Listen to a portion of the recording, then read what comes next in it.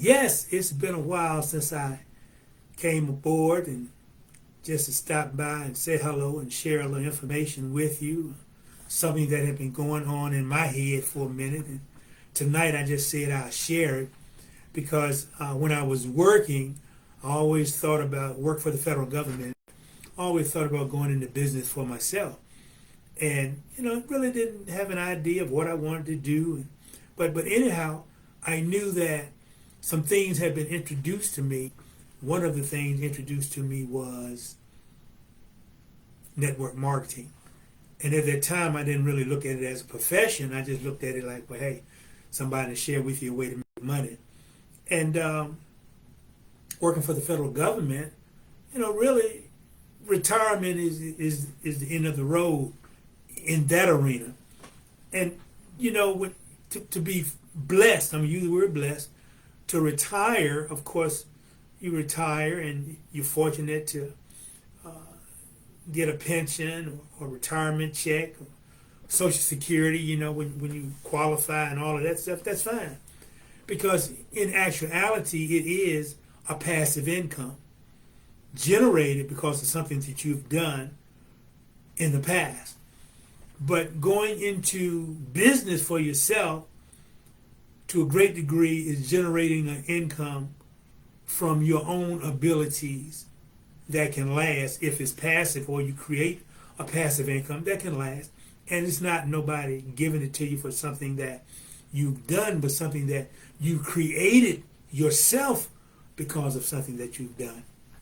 And so I looked at the avenues. I said, well, you can McDonald's, Burger King, 7-Eleven, Subway, all of those avenues are great to choose. But when you think about the finance involved in establishing it, then the time that you have to wait for your ROI, or return on investment, you think about, well, okay, anywhere $200,000, $500,000 just to get started, and then you have to wait a few years to again, see your return. And I thought about the comparison with network marketing, where you can sign up with any company that you choose for real, and for little of nothing. But what people fail to realize is that there are a lot of things that out there that looks good, shiny object. The reality of working for yourself, the reality of it, the only place success coming for work is in the dictionary. So one cannot deceive themselves into thinking, because I don't have to pay, or I don't have to invest a large sum of money to go into business, it's going to negate the fact that I have to work. I have to do something. And one is only deceiving themselves when they do that. So, to stop by a minute just to say, and I'll probably come back a few more nights, I don't know, just to continue, but just to put something out there that's very important. And I say it again, the only place success comes before work is in the dictionary. So regardless of whether one invested $10 or whether they invested $100,000 or whatever, you're going to have to work it. You're going to have to do something. You're going to have to be a producer. And sometimes we look at like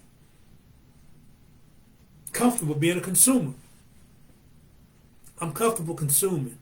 I'm comfortable spending my money consuming.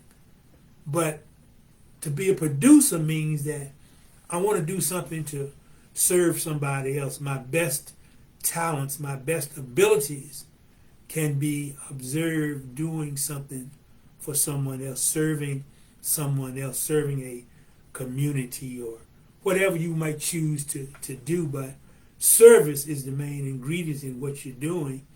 And again, the only place success comes for work is in the dictionary. So you have to do something. So it's not about how much you are investing, but how much time and talent are you putting into creating something for yourself that is worthwhile, far beyond far beyond, much further than a retirement check or a Social Security check or something. Because regardless of what you do or how you do it, what you do financially determines the lifestyle that you live, depending on the lifestyle that you want. And I just say that I would think, and there are individuals that have accumulated a lot of money working for somebody else, being frugal, investing wisely, having counsel on how to regulate their finances. All of it is important, but I think one of the biggest lessons I've learned in the network marketing profession is developing a skill for whatever platform you choose to make your endeavor, to develop a skill in doing what's necessary to get the job accomplished, and then not only developing the skill, but developing an attitude, a gratitude, and your attitude determines your altitude. And I've been often told, depending on how you do, where you come from, what you got to do, or how you've done it, the depth of your disappointments or the depth of your work determines the height of how far you go. And I think that's very important, because sometimes individuals pay a huge price to get to where they're at.